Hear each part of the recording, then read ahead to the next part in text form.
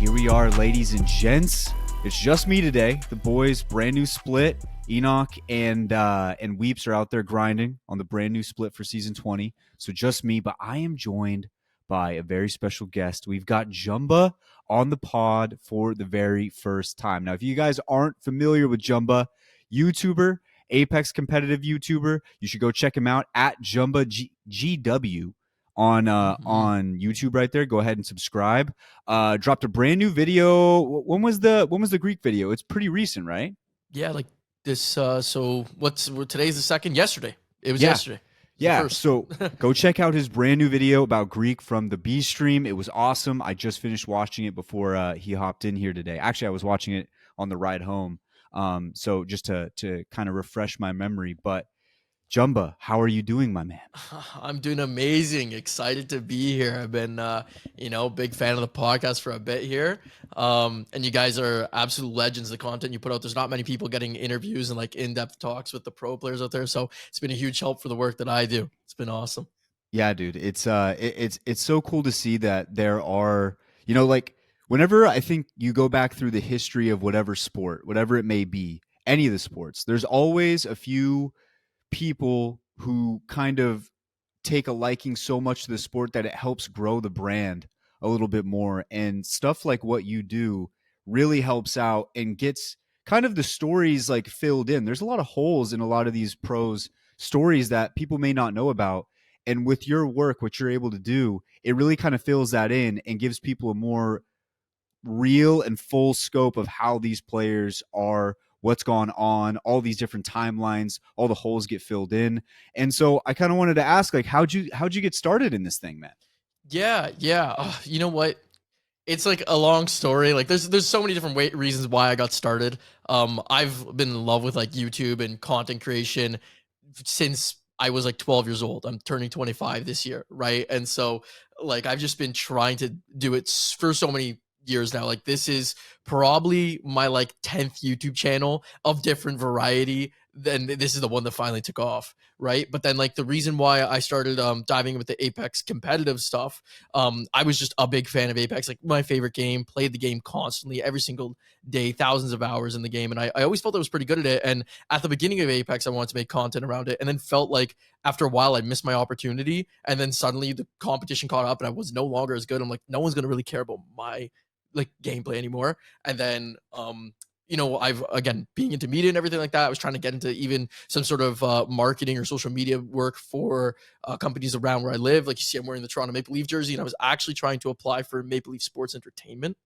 And when I did that, they wanted you to have experience with interviewing like different athletes. I was like, how the heck am I going to get that? Right. And so just kind of like almost intertwined that at the exact same time of me trying to figure out how to relaunch another YouTube channel, because I was doing a podcast with my buddies. I was doing an Apex TikTok, and I really wanted to just dive into long form content. I realized that there was no one doing Apex like ALGS content at the time at all. Like my first video was posted back in 2022, and there was only 2 videos posted by the Score Esports in like the beginning of the game, like one about Dizzy, one about Monsoon. And I was like, I can't believe that no one's doing this. And I've loved documentaries. The Tom Brady documentary put out by the NFL, I think it's like the Brady 6 or something, like it's called like that, like brought me to tears. I love that. And like it's just since then it's history the past 2 years. Like I just dove into it. I'm like, I need to be the person that kind of brings us to YouTube now and everything. Yeah, that's kind of exactly how it was really Finn, but he was like, he was like, when we all got in the call together, it was almost the exact same thing as what you said. It was like, how is nobody doing like a legitimate, like consistent podcast on Apex competitive? It's like, how is this not happening? So you saw your opportunity and you jumped into it. What were some of those like first few humps? Because every time you kind of start something, there's always like there's some hiccups along the way. What was your first big hiccup along the way when you first started this thing?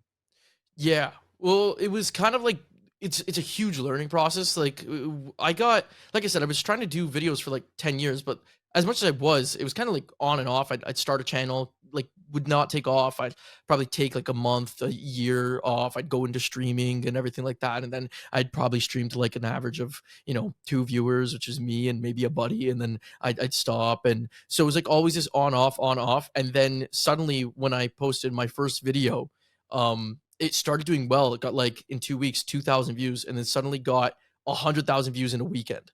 And so now it was like this pressure of like, oh, I gotta like hit this momentum and deliver. And I struggled with the consistency hard. Like I immediately got out another video, or actually I had posted a second video just as that first video blew up. So I was like, I got to get one out really fast.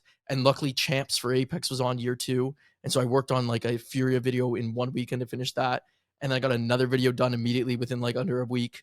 And then after that, I had gone on vacation. I was starting a new job. I was moving, all this stuff where I didn't post for almost another 4 to 5 months. I had like one video in there, and then I just kind of stopped and was trying to learn how to like build these systems, and build these like, ways to produce the videos so that I could just be consistent and stay on top of it and be motivated, right? Because like, yeah, other than that, you could go look at the beginning of my channel. And there's like 2 to 3 months between every single video at the beginning, and it just was not that great for obviously catching the momentum that I had at that beginning.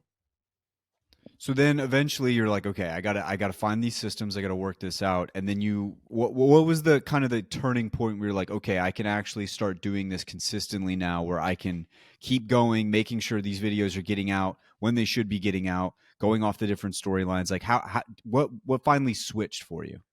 It's actually funny. I've told them this in private. I don't know if I've ever really said it publicly, but it was a big part in seeing Jayhawk pop up on the screen. Is seen. Obviously, I know the viewers like cast love Jay here. I love Jay. Jay's the guy, my boy. And so like basically, so I'd seen him pop up, and it was the first time where I was like, oh my god, someone else is starting to do like similar content as me, right? And it was there was two things. Like one, it was excitement because it was like there was no one I knew who I could talk to about like the struggles with YouTube, how to make these videos, like how to do things better. So I was like, oh, someone's here who actually understands like how to produce a good quality like video, but then also understands the Apex scene like maybe to the level that I do, and for anything even better, right?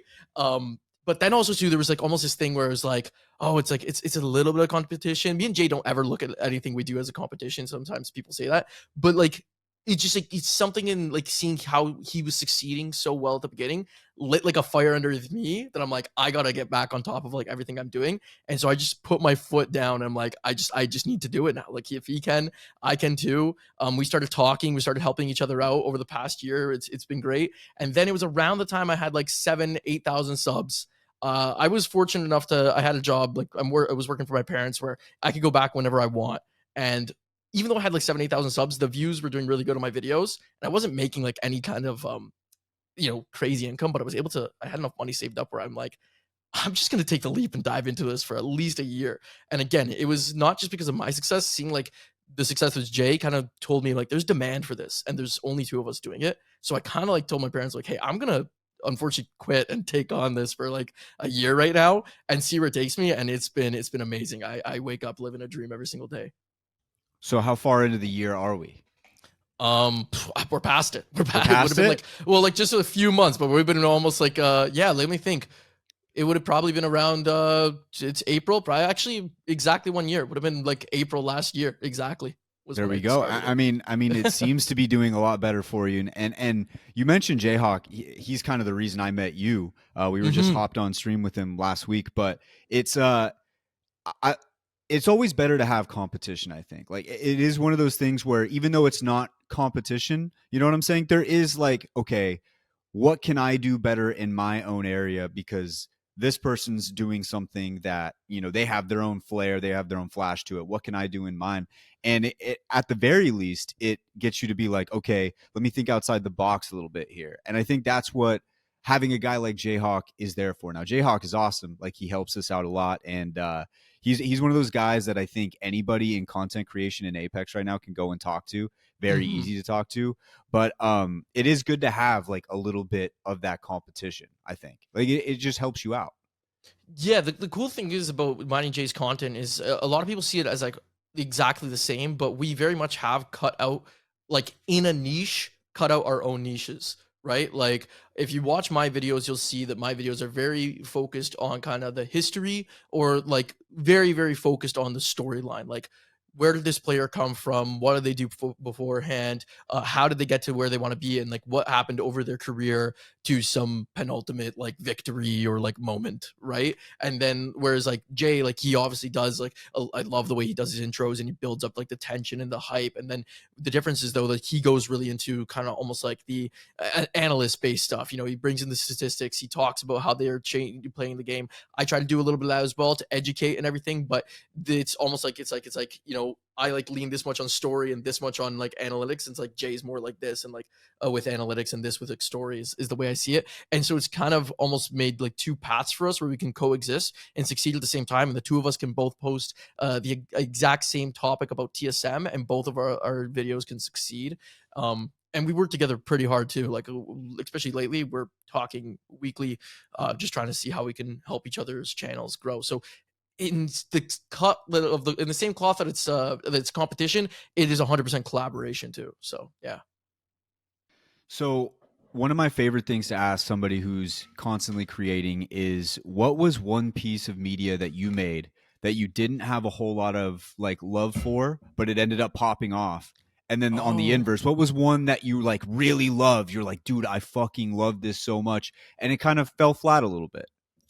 that's an amazing question. Because I like the question you're asking, like what's one I didn't love and then like popped off, because it's a very kind of like thing. It's like a of being a YouTuber. It's like a way of life that you're gonna put a video out that you didn't put a lot of effort into, and suddenly that's your most successful video. I wouldn't say that, like I will say I'm super passionate about every video I make, and I have a hard time deciding which one is my favorite ever. But I will say there's last year there was the effect video that I did, right? I thought it was going to be good, but like I was used to making very long content, like 20, 25 minute videos. And that one was like a 12-minute video. And it was okay. I produced it within a week. It was the fastest video I'd worked on. Again, not that I didn't put effort into it. It was during the split two playoffs. So I was working pretty hard all around. But when I posted it, I thought it was going to be kind of like, you know, just casual, something that people might be interested in, and suddenly ended up being my most viewed video for 2023. So like absolutely shocked me. And then I started realizing like, hey, maybe I could do some more of these kind of individual player profiles that are maybe only like 12 to 15 minutes. And it's actually been something that's kind of hit on my channel. I was able to repeat, like I have a Koifel video now. There's almost the exact same video of effect, just different player. And again, one of my most viewed videos now since doing that. And then the second one was repeat the second half of the question if you don't mind. So the second one was one that like you absolutely fucking loved. Like you just loved Yeah, it. yeah, yeah. But for some reason it just didn't take off like you thought it would. Oh, that's 100% the black hand video I did. That video, I like anytime I have a video that doesn't perform, I always feel like I'm like that one deserves more. But I will say the black hand video that I did at Champs too, that one surprised me, and I really think that's one of my favorite videos they worked on, because I got to interview Strafing Flame, and that dude is just One he's of my just favorites. One such of a my good guy. favorites. He's absolutely hilarious. First of all, like if you ever interview him, like I know you guys have, but like if when you do like a one-on-one interview with him, you don't notice it in the moment. But then you go listen to his comms, like when he's playing, and the guy is hilarious, right? And like, but Yeah. he also gave such interesting insight to the game that I would have never actually thought of. And it's because of the way the black hand goes, or now the legends, but they played with the triple MK, playing from landslide, you know, using different comps and everything like that, just kind of playing against the grain of what everyone else was doing and making it work. And they were the most consistent team at that champs tournament. So it was such an amazing video, and he had such an inspiring story as well, you know, coming from like he dealt with a lot of pressure. A lot of guys, you talk to them and you ask them like, oh, how was it on land? They'll tell you, oh, I was ice cold the entire time. Like he was vulnerable. He's like, yeah, no, the first land I went to, I was kind of a little bit cocky going in, thought we were just going to crush it at the finals. 34th, he goes, and I realized that I was not able to play under the bright lights, and he worked on that. And as soon as he was able to kind of like work into that into like his regimen, like come out like in champs, and suddenly third place overall with his squad there. Yeah, it's so funny you brought this up because literally we were recording the beginning part of this podcast yesterday, and I talked to Weeps about Blackhand and how much he surprised me because Weeps got to interview him on the main stage. We Yeah. interviewed him on the pod, and then you had him on your video, and all three of us have all said the exact same thing. Like Strafing Flame is fucking awesome. Like that guy was so cool. I told the story earlier in the pod too that I asked one of the dumbest questions I've ever asked in my life, and he kind of like made fun of it and gave it back to me a little bit, which makes me feel better than Yeah, if yeah, somebody just yeah. ignores it. Because if they ignore it, then I'm gonna think about it all night. But he like said something about it, and then after we were done recording, I brought it up again, and he just was like making fun of it, and it was so fun. Like that guy is one of my favorites. One of my The favorites. Yeah, the moment I realized that that Black Hand team was special last year was actually at the Split 2 playoffs. Um, I was working on a video of that game 6 game where TSM like is just absolutely dominating. They're in staging. They got the high ground. They should have won it. And then all of a sudden, Xset comes up, FaZe comes up, Scurry throws the Horizon Q to help FaZe to get on top of the bridge, and they push it one more game. Then Dark Zero goes and wins. But if you're watching the beginning of that game, Blackhand is kind of like in there, just ruining people's dreams. Like they kind of take out Dark Zero in Game 6 and ruin their chances from a good spot. They also take out Alliance, who needed to get onto match point. And when they take out Alliance, like you just got straight from Flame screaming the entire time, loot delivery, and it is just amazing as Easy Flash is just cackling in the background, and oh, it's so good. Over this, I'm like, oh, I've been sleeping on this team for so long. How have I not paid attention to them? Yeah, no, those are the crazy, because getting back to the actual question, I remember like I would pour hours and hours into like a video for TikTok or something. And I'm just working my ass off on this, putting in all these different things, trying to make it good.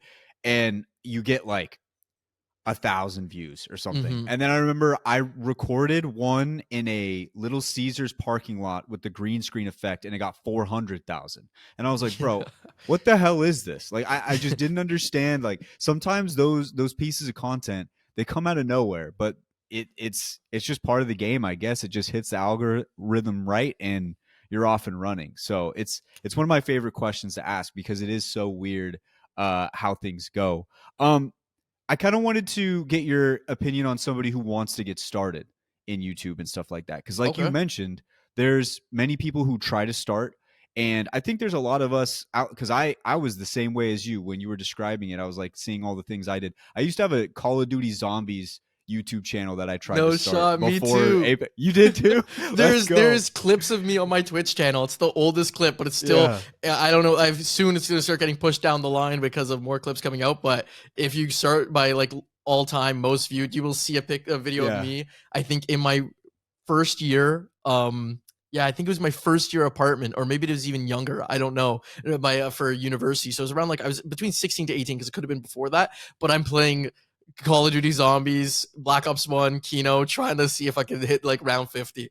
Yeah. Yeah, that's actually how I started. It was we hit Ascension round 50, and that was Yeah. like our first thing, and I was trying to do that, and then all of a sudden I'm like, all right, well, I'm burning, like I'm losing, all the flame I had for that. Then I move Mhm. on, try something new, try something new. For anybody who's trying to start something, what are some keys in your opinion that can help you maintain the drive and the focus to be able to make it what you want it to become? Yeah. The thing I've learned the most with YouTube, it's there's like I kind of almost have like three individual things. Let me see if I could kind of think of them off the top of my head how I would describe it. The first thing I would always say is like it comes down to the idea like of the video. And that might sound like obvious, but when I say like the idea, like it needs to be just something like very, very that not like unique. I'd say unique. I'd say the word would be like remarkable. Almost like people don't expect. Like, and the reason I say that, like I've told people this many times before, if there is someone that I could pay them $10,000 a month to just give me the best idea. It's going to be the greatest idea ever. I would do it in a heartbeat because I know that I'd make like 10x what that is because it's something they're like a currency on YouTube. Like it's all about in like you can have a great video, super high quality, amazing story. You could have a banging thumbnail, great title, but if like it's an idea people don't care about, no one's gonna click. So people talk about how the thumbnail and the title are so important, but it's actually that idea. And the funny thing is you can go online and you can what the other way I would describe it too with ideas to find them how to do it is you have to be unique, but do what's succeeded. And that might sound like an oxymoron. And the reason why is because it is. But what I mean by that is you could go and look at different niches. So what I've done is like, I mentioned the Score esports. So I looked at the Score esports and what they did for others esports. I looked at, like Valorant, what people were doing there. I'm a big Rocket League fan. So I looked at what Rocket League YouTubers were doing. And then I looked into other types of games too. Like what were people doing video essays for like speedrunners and everything like that. And you can see what works there. And then how was I unique? No one was doing it for Apex. So I found what was working in other niches, and then I brought it over to Apex, and I was like one of the first people to do it. And so that's where the uniqueness comes in. So it's like being unique, find a niche where you can stand out because no one else is doing what you want to do, but do what works. Look what works in like other realms of YouTube and bring it over. And if you can do that and you find something that hits, repeat it until you beat it like a dead horse, and do that, and then rinse and repeat. Right. So like I said, keep doing that same topic, but at the same time, start looking for those other video ideas that are going to hit by searching around and everything like that. And that's probably the biggest key to YouTube. Like my video blew up because it was the story of TSM, who at the time had just won the North American Split One regional final, or not regional finals, Split One playoffs for the year 2 of Apex. It was when everything still wasn't online, and they had back-to-back tournaments and everything like that, and there was not a single documentation of this absolutely legendary esport team on YouTube. I was like, what? Right? And like, and they did it with 3 separate teams too. So like, it was like a remarkable idea, because like, how is that just not inspiring? Yeah, and I think that goes into the creative side of it, because a lot of times, like when it comes to finding those ideas and all the different things you can make a story about, sometimes the creativity will be there, but then the technicality isn't there. Is there anything, taking the creative side out of it, that you've had to work on technically to try and help you become Mm-hmm. better at being a more consistent and just overall better YouTuber? Are you talking about like in terms of my processes, or in terms of like Yes, how like processes. processes? It's it's just getting to it. It's just starting. Like again, I've been trying this for like 10 years, but like realistically, like I took so many hiatuses, and then after it was just finally like just putting my foot down. And my first video, like even though I was very proud of it and it's my most successful, I don't think it's that good compared to like what I'm putting out today. Right. So it's just like starting and then just learning with that and keeping going. But you're not gonna ever, you know, get to the point you want to be at, or get to the point of having high quality videos, if you don't just put out the first piece of content.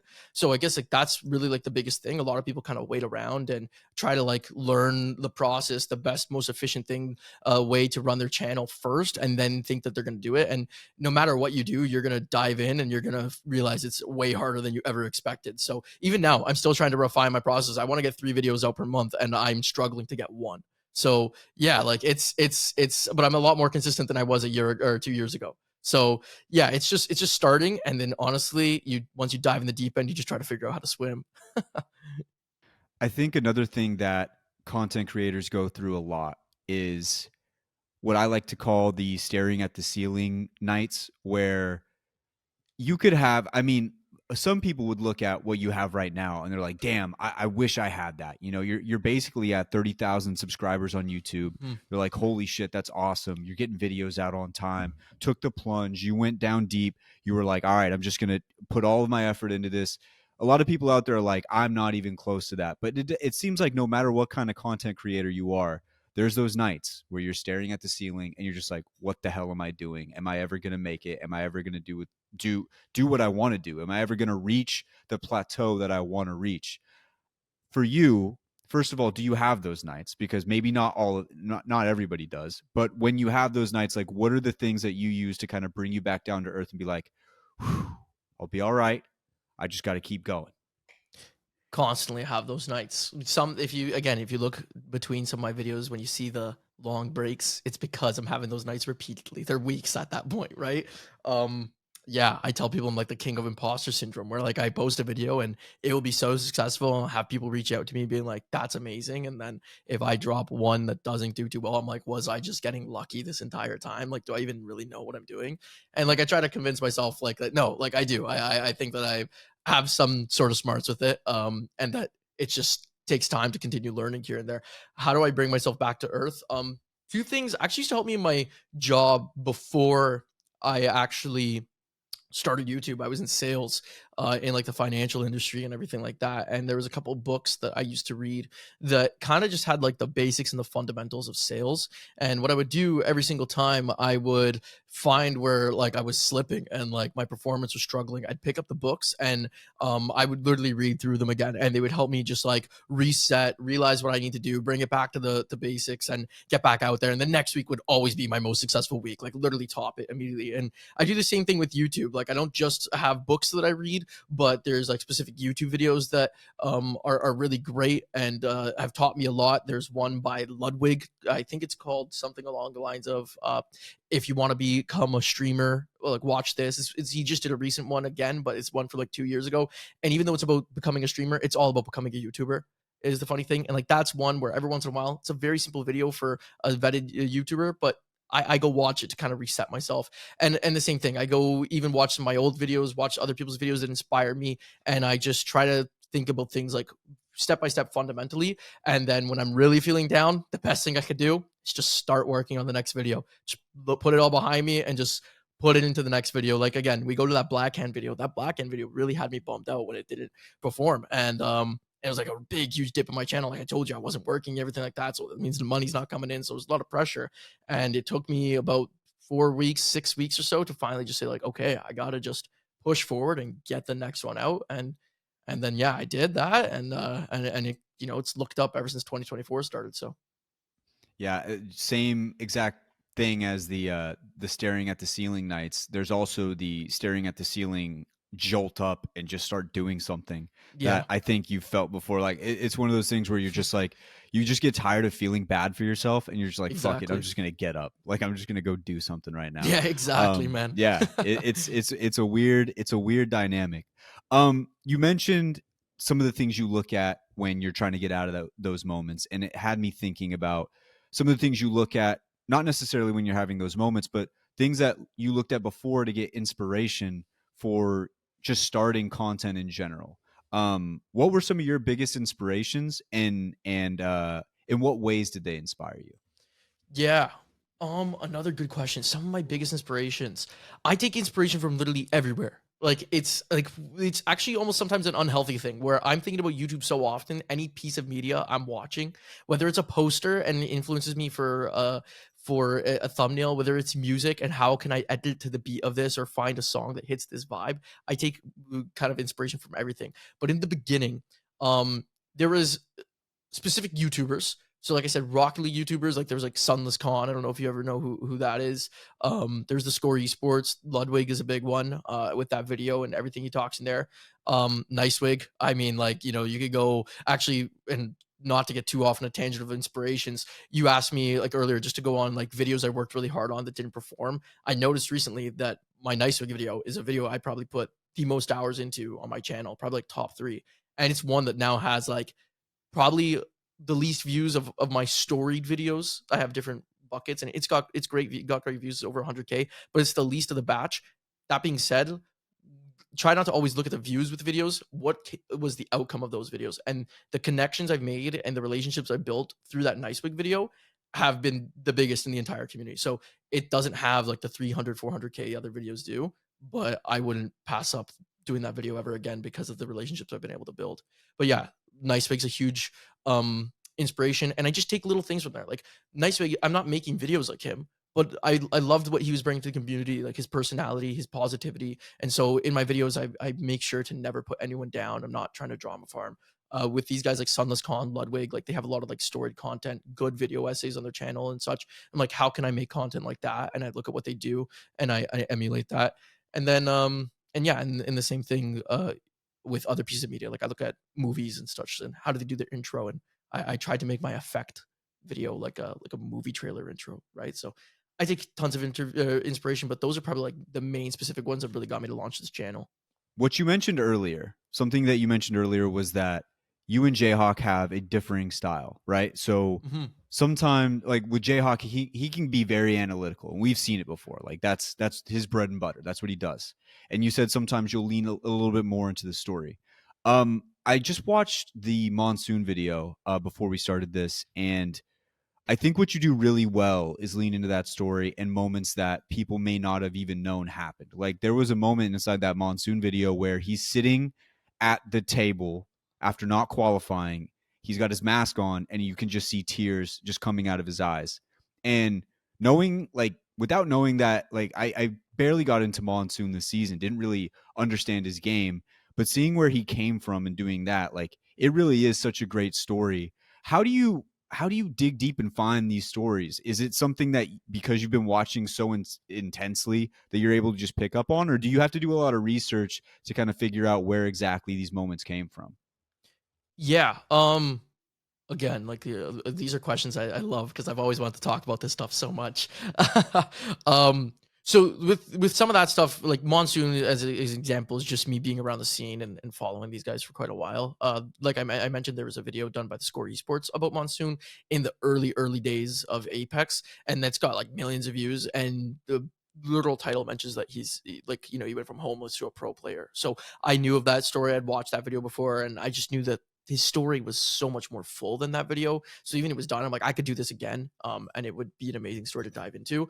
But then it comes into like with the other ones, a lot of research, a lot of listening to podcasts. I've had a plan to do a story. I'll literally say it here because I'm trying to get a hold of him. I've had a plan to do a story on Waltzy for a really long Let's time. go. Yeah, and the reason why is because the first time I met Jayhawk, he said, "Have you listened to the Apex Pods episode with Waltzy?" And I'm like, I haven't yet. And he's like, I think that'd be an amazing story for you to touch on. And so for a very long time now, like over almost a year or so, I've been wanting to do a video on Waltzy, and I just hadn't found like the right moment. And now with them coming to NA, I'm like, this is the moment. So I'm trying to see if I could get something done there. Haven't heard back from them though. But yeah, like it's a ton of research, and it's even funny with my Greek video, for example. And that's actually something new I'm doing. I'm doing interviews to try and get these stories if I can't find the research out there, and just asking those right questions. And I'm trying to become like the Nardwar of Apex. It's like a bunch of people in Greek's chat were saying that I was watching the video, and that might sound cringe to some people, but like I want to find those details that these guys don't even know exist about themselves. And for example, I found clips of Greek from a LAN tournament he played in 2019, and he didn't know existed. So yeah, it's just tons of research. It's like hours and hours of searching. The scripting process of my videos is arguably longer than any other part of the video. I sometimes take 1 to 2 weeks to dive that deep into research, and if I have interviews, into properly writing the script out and displaying that info. I kind of want to get to your creative process a little bit too, and just Let's trying to talk. Yeah. figure out how exactly it all comes together. I've always been curious about this kind of thing, especially when it comes to like songwriting or whatever. Mm-hmm. Like sometimes you're listening to a song that's so good, you're like, did they start this with just writing the words, or did they make the music then put the words to, like you never really you kind of want to know where it came from. So for you, is it like how does it go typically? Does it start off with, okay, I'm gonna make a story about Greek, and then you just kind of like go from the, like what exactly is the process for you? Yeah, it's always a little different, but the first thing I kind of do is I kind of like to come up with an idea. I'm kind of like looking at the scope of the Apex scene. I'm like, what are trending topics? Who are big players? Like everything like that. Um, who are big names in the scene, and what do I know about them, right? And so I just try to do like a little bit of searching and see if I could find something there about them. And everyone's got a story to tell, which is the great thing, right? So that's the first thing I kind of do. And then I look for like, is there sort of like a marketable almost angle, right? With Greek was the thing that, he almost quit and he didn't like qualify for LAN. But surprisingly enough, by not qualifying for LAN, it saved his career, right? With Nicewig, it was that, he dealt with a lot of depression. Like he was dealing with a lot of, mental health issues. At one point in his life was dealing with even weight issues and everything like that. And then finally just like took a huge risk on himself, bet on himself, and then got a raid by Dizzy. And since then it's history, most influential and most amazing guy in the scene, probably. So I look for like, what's that like kind of like marketable angle? And it sounds weird to talk about some of that stuff as marketable, but it's like, it's the emotional things that drive a video. And that's why I talk about that. Then after with the research, it's like hours and hours of scrolling through every single Twitter post they've ever posted. It's And if you want to go even deeper to some of the stuff, let me know. But it's going through Wikipedia, it's searching the online to see if any articles have ever been written about them, and there's a lot more than you ever expect. And just trying to link these things. Like, if I see a tweet that mentions something about a tournament they played in, and I don't see that tournament on Wikipedia, can I now Google and find that tournament online? So it's just like a lot of like different link work. It's going through Twitch clips, it's going through their YouTube channels, like it's tons of research. And then once I have my research compiled, I'll always have it in a Google Doc where I have like early life. Especially because I focus so much on Apex, it's easy. I can do like early life. I could do like early Apex career, which will always be kind of like year 0 to year 1, and then like the kind of modern era of Pro League with lands, and then like where are they now? And I always break up my research like that, and then I go through and I start building the story of my script the exact same way while piecing in. I got this from a YouTuber called Dodford, but I literally take like if there is a clip where one I could think about is like, so okay, a clip of Greek, for example, talking about like his year 2 champion or his year 2 championship run, or land run, like as he's trying to qualify, and he has a line there. I will take his exact quote and put it word for word into my script after, so that this way it's like my script is literally the video edited in words, if that makes sense. So this way, when I edit, I don't have too much think process other than just finding the clips. Or like finding some filler. I just edit to the script. Does that sound clear? Because I'm happy to dive into it, No, and yeah, I no. know. I'm very interested in it because every time I've made a video, I've kind of done the opposite, and I just think it's so interesting. Like Hmm. usually, I'll have my video first, and then I'll write a script to the video, Hmm. and I just love hearing the fact that you flip it the other way. It's just cool. I like to think of how I would even attempt that. As somebody who like creates stuff as well, I just like to think like how I would match that up. It's just Yeah. an interesting topic. I did another video recently where instead, for the first time, well, not the first time, I've done a couple in the past, but this one was more about my journey playing Apex. And so in that sense, I did actually record the stuff first, and it kind of like threw me off because I'm like, because I can't write a script of something that hasn't happened yet, right? So it was like 30 days of switching from controller to mouse and keyboard. And but I did have kind of ideas and beats that I wanted to hit. I'm like, okay, I know that I'm going to be struggling at the beginning, so I need to make sure I get clips that like really identify that I'm struggling. And it's not supposed to be forced, but I'm like, while I'm playing the game, I'm trying to think of like, wait, in these moments when something bad happens, I need to emphasize like why that was bad and talk about it. And then after, I'm like, I need to have like a turning point. So I need to find like what was that struggle of getting to a certain spot, and then like what was that turning point that started being like, oh wait, I'm making some progress here. And so even like it ends up playing out naturally because I can't script my life, but I had these things in the back of my head that naturally I ended up struggling for like 2 weeks straight of not being able to win a single game. And then finally, when I won the game, like that's the turning point now. I'm like, so then once I won that game, I put even more effort into practicing because I'm like, well, for the video, I need to now show that I'm actually getting decent at this. And that's how it ended up playing out. So what I try to do is if I don't have the script done ahead of time, I'll have almost like what I would call beats. So it's like I want to hit beat A, beat B, beat C to build a story. And what I do, I did it for a lot of my older videos. Now it's kind of internal, but it's very simple 3-act structure where I want every video to kind of have like a rise like this up, and then the drop, and then another rise all the way up for the middle, and then a drop, and then I want it to just go absolute rise to the top for the climax at the end of the video. And you'll see every video I do always ends with a very climactic moment, like whether it's me like dropping like 5k in 3 strikes, or if it's TSM winning the split one championship, or it's like Black Hand just missing, ever so missing, like winning that championship. It's all those things. It always ends on a high. And it's sometimes why when guys say like, oh, why don't you make a video on me, I'm like, I haven't found what that climax moment is for you just yet, and I need that still. What is the hardest part of the script to write? Is it the Oh, beginning? Is it the turning point? Is it the end? Because for me, if I'm writing something, and this doesn't even go to content creation, this was just school. Like if I had to write an essay, I usually always struggled with one of the three. Which one for you is the toughest to write usually? it's it changes for every video. Some of them just come so naturally, some of them kind of like are a little bit harder. The hook, well, I wouldn't even say the intro, the hook, which is like, how am I going to get people to click on this video and then stay, right? That always kind of takes me the longest.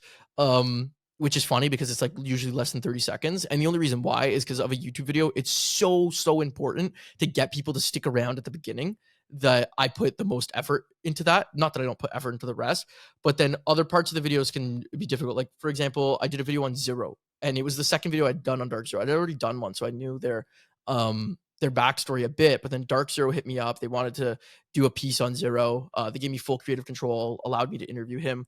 But nonetheless, like his early gaming career is not too well documented online. So his early gaming career was kind of hard to write because I had lack of information. But the end it wrote itself because I mean the man just won every single land. So like what can you do? Like it's kind of just there. Like how does he win the tournaments? And you just dictate it, right?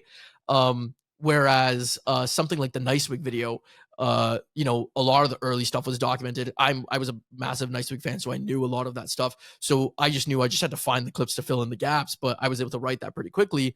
But the conclusion, on the other hand, because it was almost the flip side, it's like, okay, he doesn't compete now. So what is this like climactic moment? And it was about his watch party career taking off. I'm like, what does anyone really care about his watch party career taking off? Because it was just after like the world year two champ. So it wasn't like he had ascended to the point that he has this year in year 4 and the end of year 3.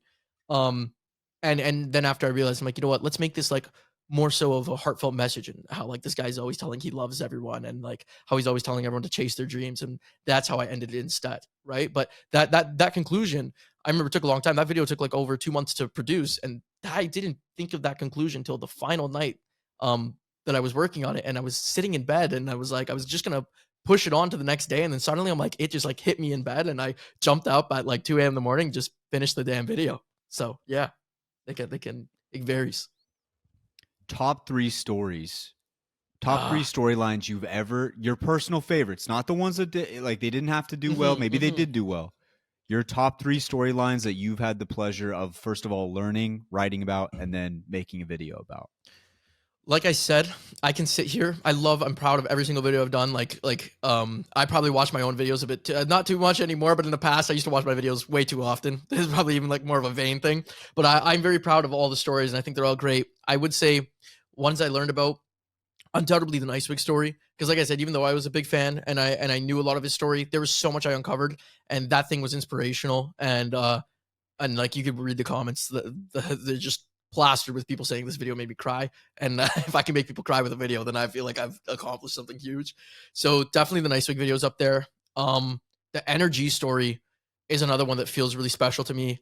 It's the only other video I think that I've done where it really encapsulates a full big story of a team and their progress from like the beginning of the game to a certain point. And that one was just amazing because it was like 5 different stories in one. I got to learn of like Asu. There was Dizzy in there. There was Sweet, and then there was obviously like playing with Rocker and Nathan. So that one was really amazing, and I love the way the music came out in that video. I don't think I've ever come close to how good the music came out in that video. And then,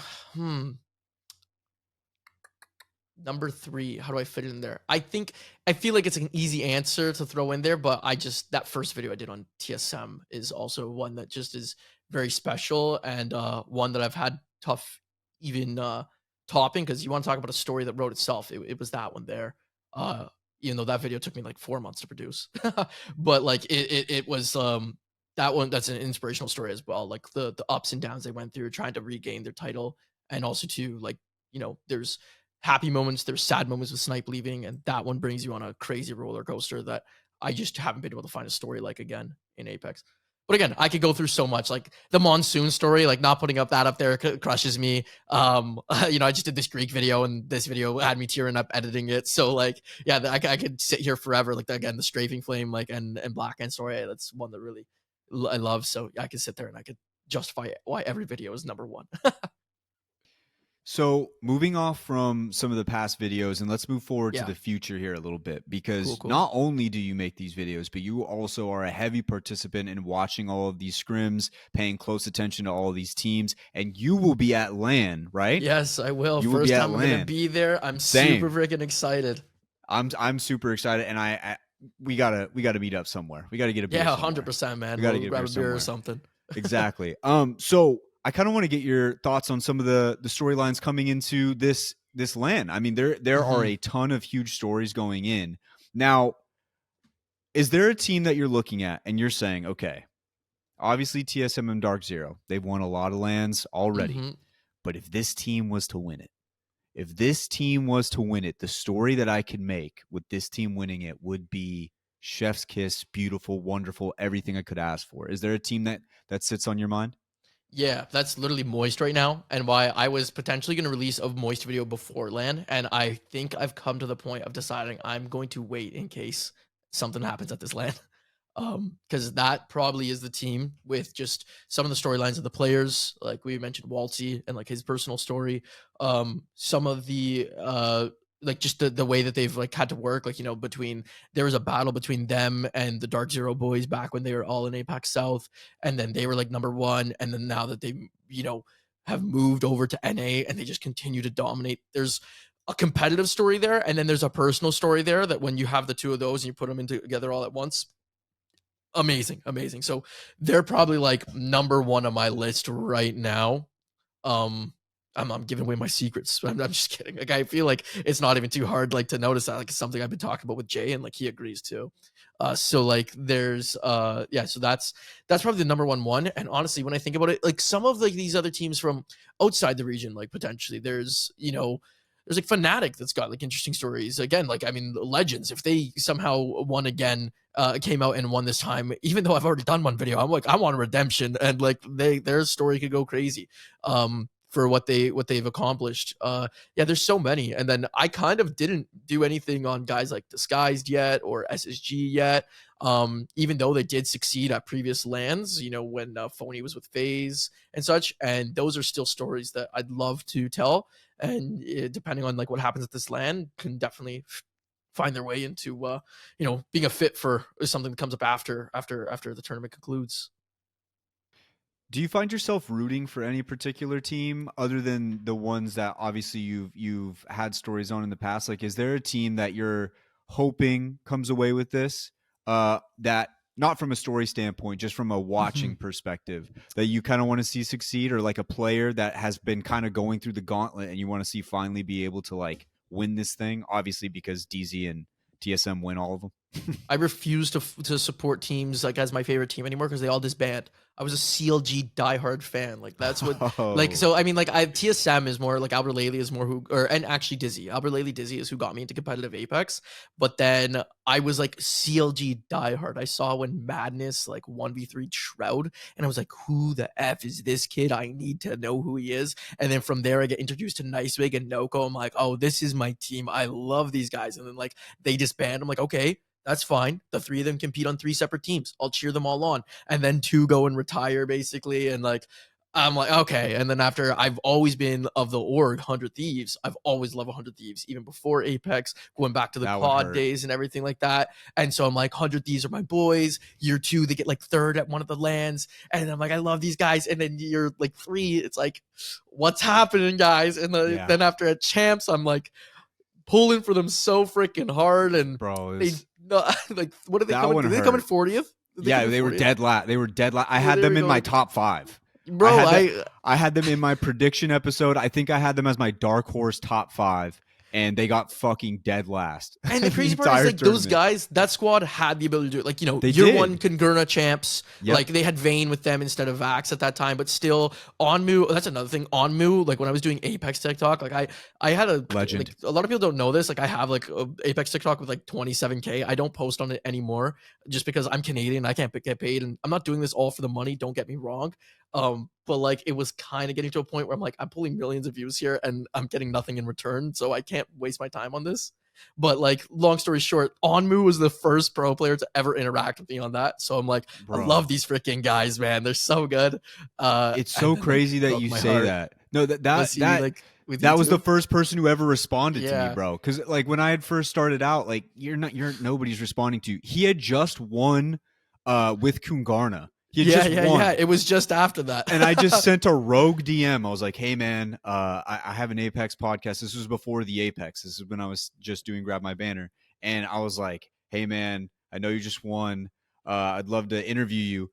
He responded in like a day. He had just won this massive tournament. He responds within the day. Hops in the Discord call with me. I was fumbling around for 15 minutes trying to get my headset audio to work and my mic to work. he was patient, waited there the whole time, did the entire interview, was super gracious. Like, that guy is a legend, and to like that's why that hurt so much, because I want him Mm-hmm. back. I want him back in the league, and I'm pretty sure 100%. he's doing good with his team right now. I think Yeah, they're in yeah. challengers right now, He's right? with Tripods, right? He's with Yeah, Tripods now. Yeah. yeah. Yeah.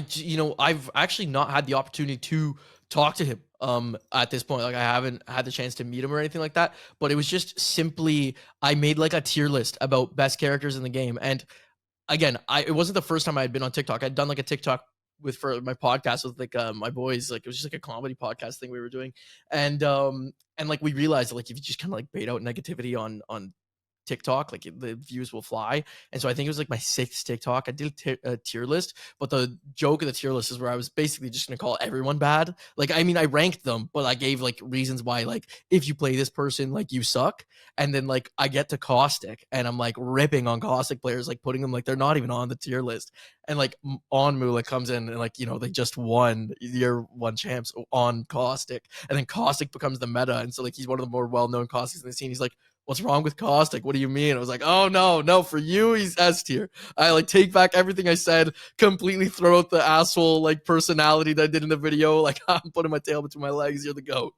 Yeah, that's one of those moments where you just like, no, you're right. Yeah. No, Yeah, I interviewed him that one time for Banner, and then we interviewed him again for the Apex, the and he Apex. remembered me. And like Yeah, that first time I interviewed him, I couldn't even get my camera to work. Dude, it was a fucking shit show. Like, it was so bad, and he was so gracious through the whole thing. So he actually got to see me for the first time, and I brought it up, and he remembered it. so And it funny. was like, dude, that guy is a legend. So I cannot wait to see him succeed again. But yeah, getting back to, I cut you off because All anytime good, people all bring good. up Onmu, I just get On excited. Like, That's he all just good. makes me Yeah. so happy. But yeah, like 100 Thieves, them failing sucked. That was one Mm-hmm, of my mm-hmm. teams too. Yeah, 100. So there was 100 Thieves there, was my team, and I was rooting for them. And then, like, it was a whole joke throughout my entire, because I did a watch party for champs, which was probably like my most successful 5 days streaming.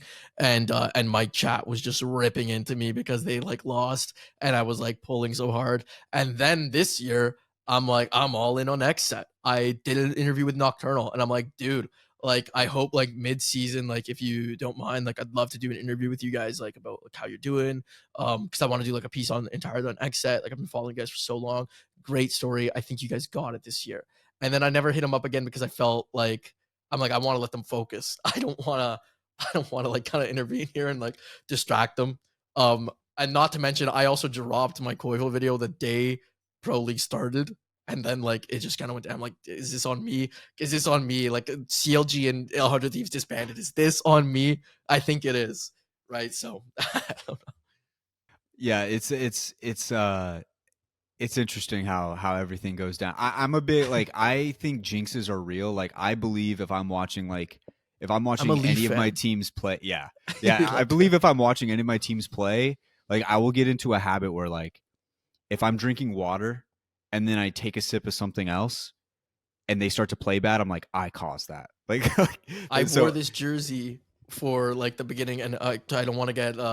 I saw the comments of the last video on Jayhawk talking about football, so I'll be careful talking about hockey too long. hey, I'm listen, just they can deal with it. They can deal with it. That comes from the boss over here. Listen, any commenters who don't like sports, deal with it. Anyway, continue. real quick. No, I wore this jersey like for game one. I bought this for playoffs, right? I hadn't bought a Leafs jersey for a while. I wear this game one, watching it. Leafs go lose like 7-1. I'm like, well, I'm not wearing this for the rest of the playoffs. Just wasted like $250 here. That sucks. Like, Yeah. No, it's on the jersey.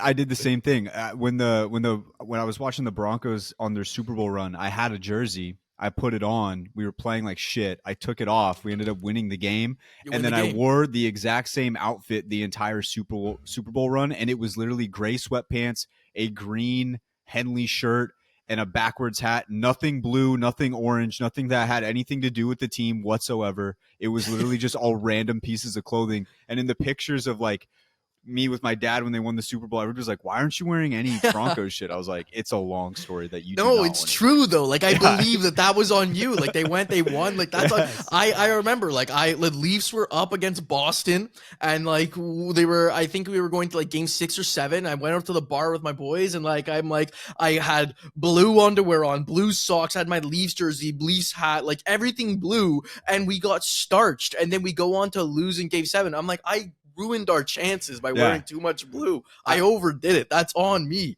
Yeah, I do the same. I remember in the Super Bowl, I had a pattern where there was a table in the middle, right? There was like a table in the living room, and then there was a ledge next to the window, and the TV was sitting in front. And what I would do in between the breaks, like commercial breaks, I would take 2 sips of water, put it on the ledge, walk in a circle, grab it off the window ledge, put it on the table, and I did that every break, and we won the game. So in my head, I'm like, I got us to win the Super Bowl. It's affecting something. Like I'm thinking like there could be like a family member who's seeing you through the window doing that, who's relaying that to the player, who the player's knowing like he's keeping that going for us right now. So like we need to win it now. So like like that's exactly what I think's happened, and I don't think you're crazy at all. I think exactly you're did the same thing for the Avalanche Stanley Cup run in Game 6 against the Lightning. My the fiance, same cup thing.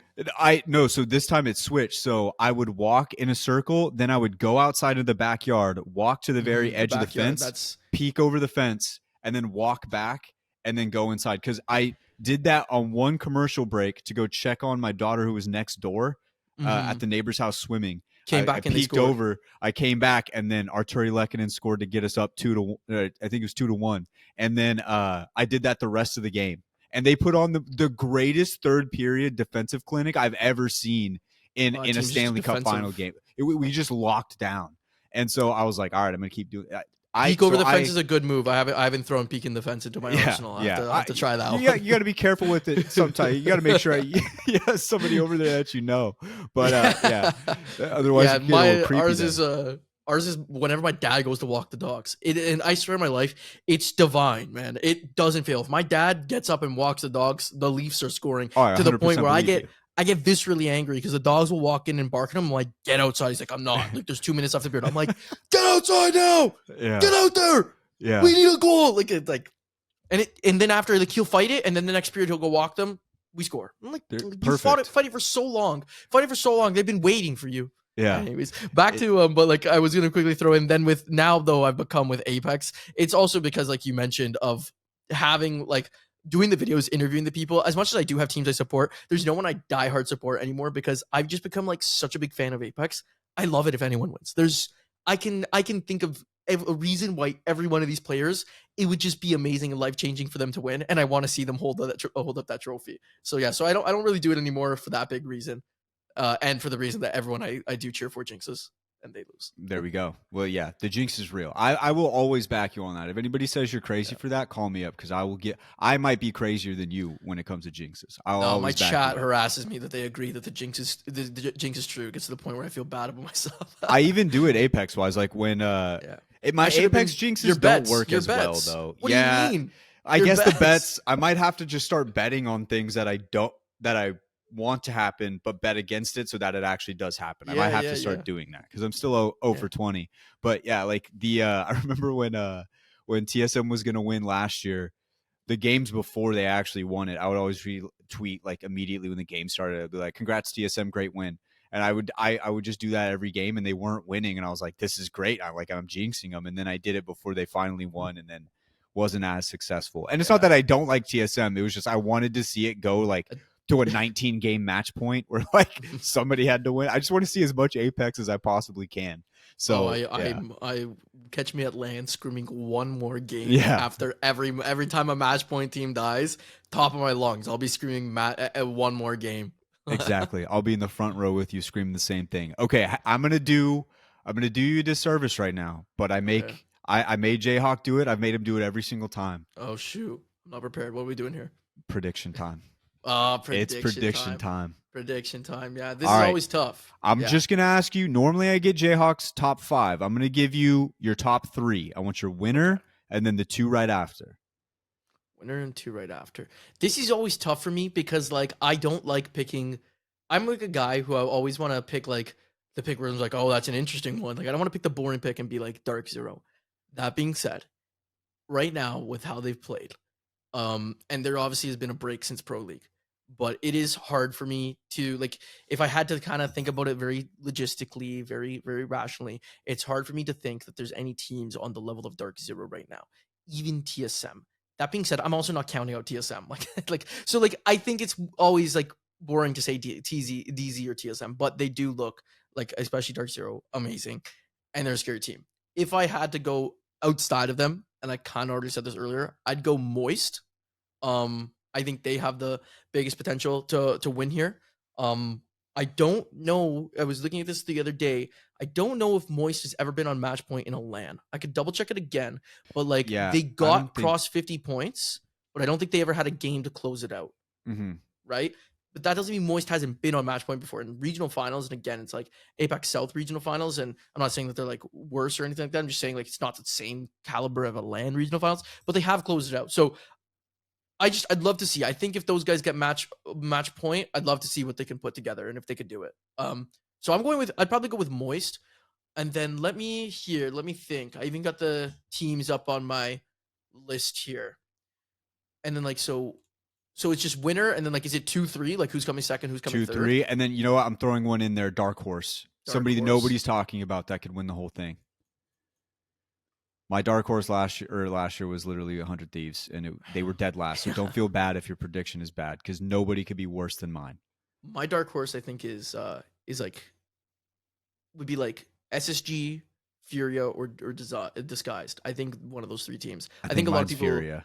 Yeah, I mine. think mine's Furia. I've been riding Furia hard since the beginning of the season. A lot of people were even saying they didn't think they get the land. I'm like, I think this is the year Furia does it. Like that they not that so much of like win it, but I'm like, I think this is the year that we'll see them perform a lot better than we thought of in the past. And again, talking CLG, I've Madness used to win a lot of like those OT tournaments back in the day with CLG, with Vax, and everything like that.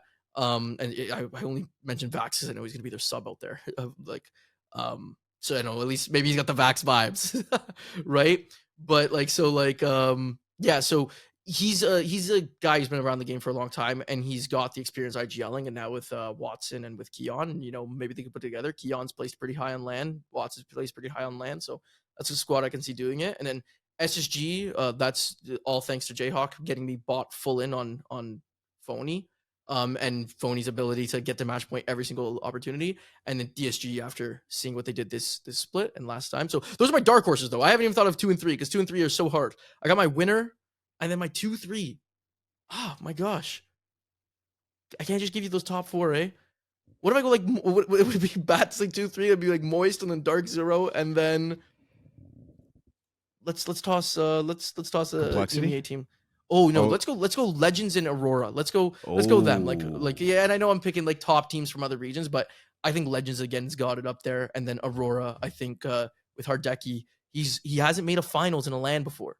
And they look so dominant this year that this might be the time and the drive that they have to hit that point. So if I had to outside DZTSM, I'm going Moist, Legends, Aurora. there Up we there. go.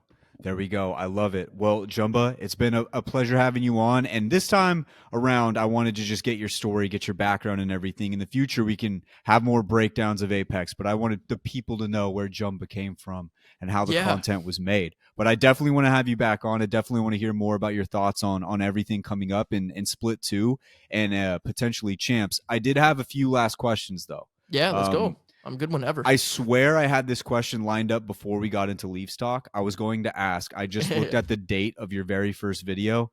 It was in June 10th. And I was going to ask you if you think that the Leafs' downfall in the playoffs contributed to your successful YouTube career. What happened on June Potentially. 10th? That's usually when the Stanley Cup Finals being played, right? Oh, this is right. That is right. They usually See, I don't was make it to the Stanley Cup Final. yeah. You got to realize I'm not even watching the Stanley Cup final. I'm angry, right? So like Maybe the Leafs. that's This is why they're actually doing you a service, making sure they were like, hey, we're not going to do well so that Jumba can get the YouTube off the ground. Now that it's off the ground, maybe now is the maybe. time. I don't. For the one time, I think my jinx didn't affect them, and the only reason why is because last year was the first time in my 25 years of being on this earth that I at least can remember a second round. I think they did it in like 2004, but I'm not Yeah. remembering that shit. So like, Nah. and it's the first time I watched them not lose in a game seven. So and they didn't go to game seven, thankfully. But yeah, like so you know, I think my jinx didn't affect them this one time. But There if you you want to go. ask me why every single playoff series, I think that I ruined it. I got that for you. I got that. I think I There ruined you every go. single one for them. Well, I Yeah. just want you. We just got to thank the Leafs for just not being in the Stanley Cup final in 2022, so that you could 2022. That so that wasn't. you could get Yeah. this first video off the ground, the true story True. behind TSM.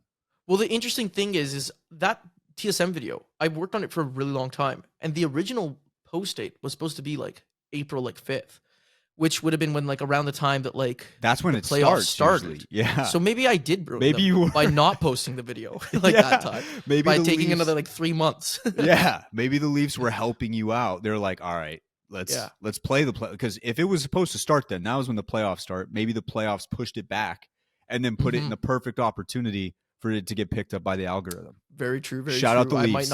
I might not be here if I posted that video in April, shout, because the Leafs would have gone on to win the Stanley Cup. shout, shout, I don't know what I would have taken better. I guess I got a yeah. career out of this kind of, but like, wow, But the I know that the Leafs. happiest day of my life will be when if the Leafs win the Stanley Cup. Yeah, there you go. My last question, and I just realized you had a Juggernog fridge behind you. Yeah, you see That's that there? so There you sick. go.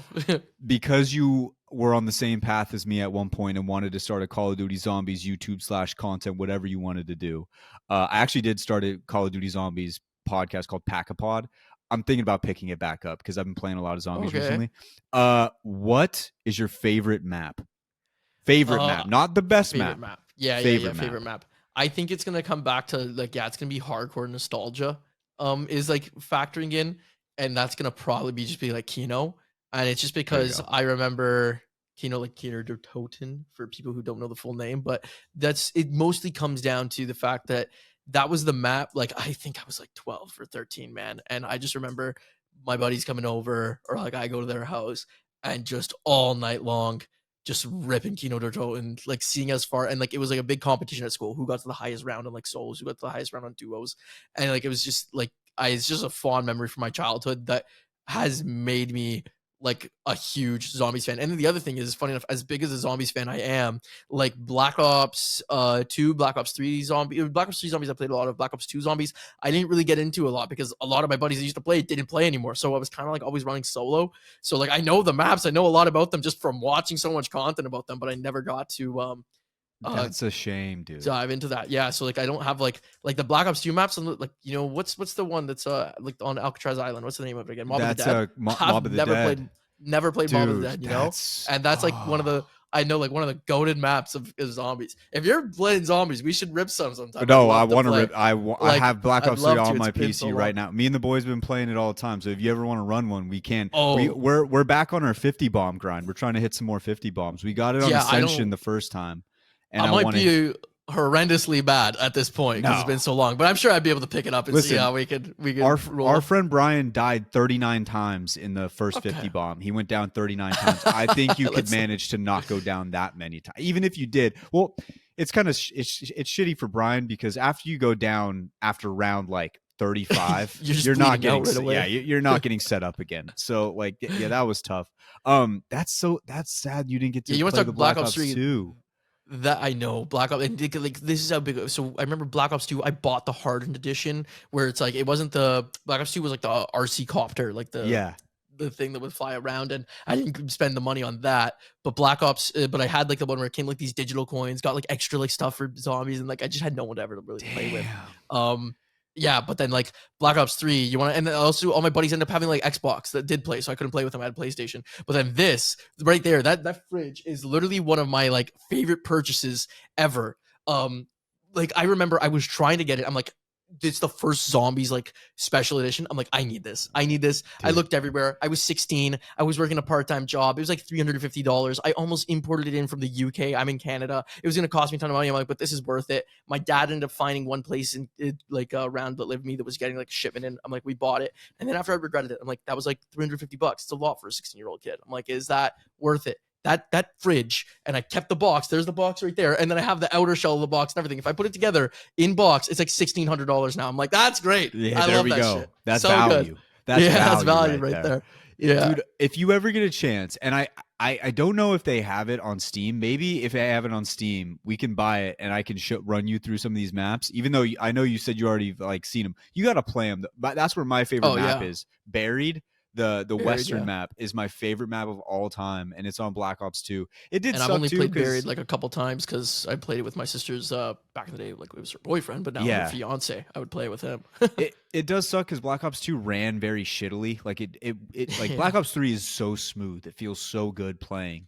And obviously World at War was kind of shit and Black Ops 1 was pretty good. But like it's like a little clunky, but those maps are so good, dude. Those maps are so good. Oh yeah, like Origins. No, Origins is Origins Black Ops 3? It's No, not Black Ops 3, Origins right? well they have a re-released edition of Black Ops 3. It is on Black Ops 2 though. Black Ops 2. That's where a yeah. map that's so good. Again, I rarely played any of them. Like, so I would love to dive back in and do those. It'd be so fun, and you'd bring out the like 16-year-old kid in me. Yeah. There yeah. Oh, I'm glad we got to have some zombies talk. I'm glad Yeah. that feels good. That feels Go to good. game. Such a good Go to game. storyline and behind it and everything too. Goated. It really is the best. When you have a storyline where it takes like a YouTube video an hour and 20 minutes to break it all down, you're like, okay, there's something here. Like there's a story. You know what I ended up behind playing a all lot this. more of in retrospect was Advanced Warfare Zombies. I Dude, played a bunch of that. bro, But it was actually fun. I think it's Advanced fun. Warfare, underrated COD. One of the most People- underrated CODs ever. People dude. bag on it. The movement was actually so great. Like, why do you think I fucking love you, Apex? Jumba. I fucking love you, dude. I've been on this bandwagon forever. Yeah, Advanced man. Warfare got hated on because of the loot box aspect, which I totally Yeah, get. I Like will that was agree. I will agree bullshit. with Like that. that was bullshit. But the movement and the zombies, like all the other games who tried to do as zombies, I did not like. I agree, Advanced right? They all Warfare's sucked. Advanced Warfare was did well. fun. Yeah. It was so fun, Quiet, man. dude. I love you, dude. Yeah. I And can't wait. even to, even we're the getting a beer. multiplayer.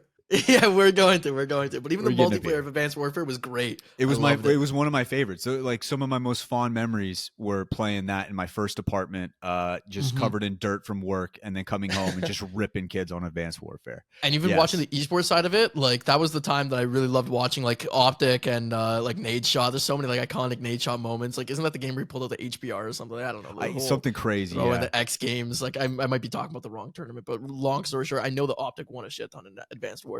Mm-hmm. I loved it. Yep.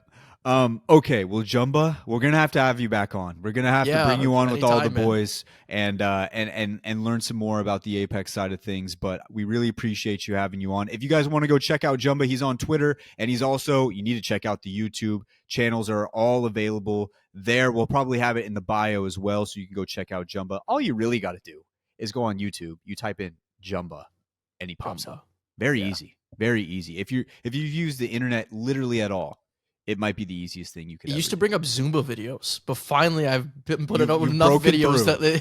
that it doesn't autocorrect Jumba to Zumba anymore. Yes. And if Nicewig's ever listening to, it's not pronounced like Zumba. Like he pronounced my name Jumba. It's Jumba? Jumba. The man says Jumba. I love it. I love it. All right, man. Well, we'll catch you. Anytime, Thanks for man. hopping This on, is man. amazing. Yeah, thank you so much.